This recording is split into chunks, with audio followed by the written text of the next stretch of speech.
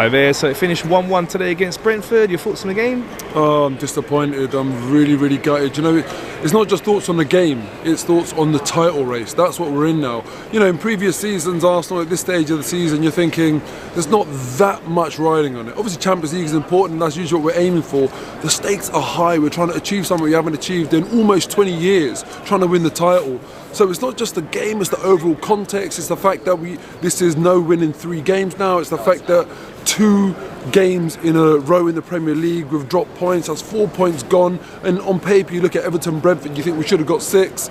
So yeah, man, it's stressful. Like when it means so much, it becomes stressful. And I felt like our approach to the game was wrong. You know, we tried to play Brentford at a game that they're good at instead of trying to isolate players or work the ball quickly. It was way too many crosses in the box, which is just bread and butter for them. Even the style of crosses kept on going up high. They were just winning headers for fun all over the pitch, dominated us aerially. I'm looking forward to looking at the stats of that actually. I need to check that out. But I just felt like, Brentford were fairly comfortable, and in fact they had the bigger chances in the game. Ivan Toney hit the bar in the first half. It was a great chance, and in reality, other than the goal that we scored, we didn't create many good chances. I can think of Martinelli hitting the volley over the bar in the first half, but yeah, I was disappointed. We saw against Everton, teams are going to adopt these tactics. A lot of men behind the ball, being physical with us. What do you think we can do more to counteract that? Well, I think that, what we're seeing is a lot of teams doubling up on our wingers, and it feels like now teams have started to pay a bit of attention, take a bit of notice of Arsenal, and when Saka and Martinelli get the ball, that's it, they're doubled up on straight away.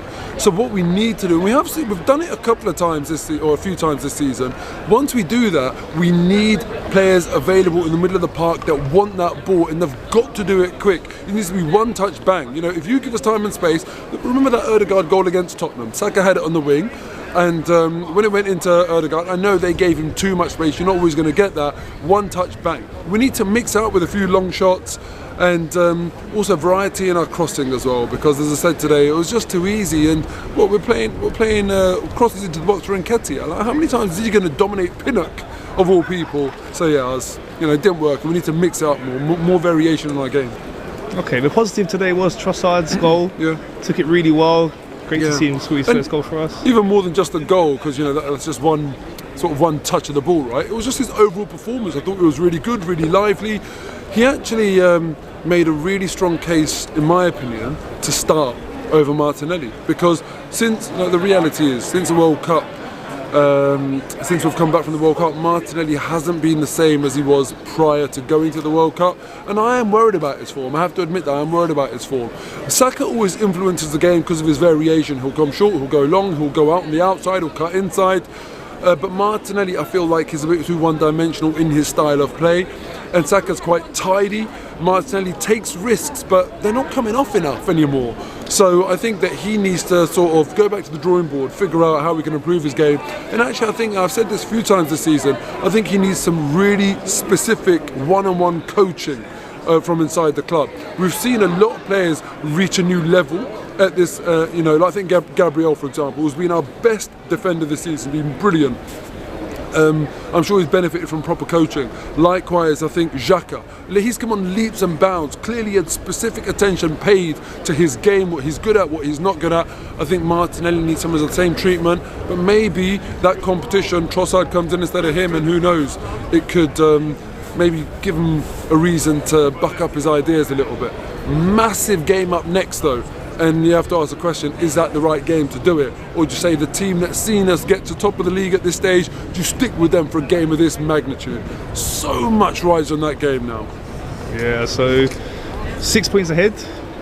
I know we didn't win today, but we have gone a further point ahead. They've got Aston Villa tomorrow, pretty likely they're going to win, but we never know. Premier League, hopefully Unai Emery can do us a favour there. Yeah. But it could be closed right down to 3 points going into that game on Wednesday. So what's your thoughts on that one now? Well, look, last time out we played Everton and we expected Man City to go and win. Was it Tottenham that they played? Yeah. And then, obviously they didn't. Now look at Tottenham this week. They've just gone and lost 4-1 away at Leicester. It's Premier League is crazy. You never know what's going to happen. So I'm sitting there praying, absolutely praying tomorrow that somehow Villa do something for us. And look, Unai Emery, he could come back and help Arsenal win the title. If it happens 2 weeks in a row, I'm telling you this right now, if it happens 2 weeks in a row that we drop points first and Man City fail to respond and take advantage, it might start feeling like, hold on, this might just be our year. Like, it looks like it might be written in the stars. The problem is though, Man City now, with what's happened with their financial fair play stuff and all of these breach of regulations, he will be cultivating that mentality in the group that it's us versus everyone, and go out there, send a message. They're going to be fired up.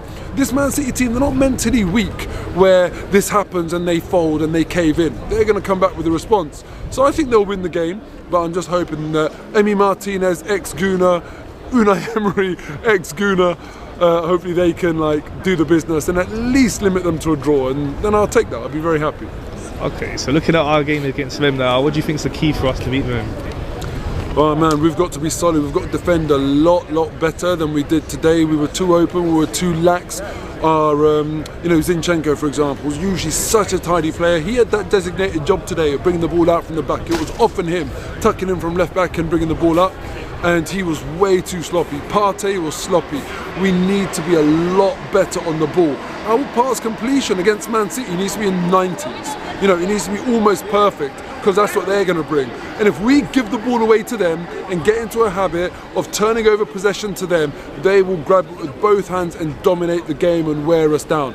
We need to be at it next week and doing the right things, defending in the right way, and clinical. When we get chances, make sure we play that pass with belief. I don't feel like there was a lot of conviction in our forward play today, and against Man City it needs to be perfect. So just do the right things, and above all against Man City, make sure we do not lose. It's always tough to beat Man City, but make sure you don't lose.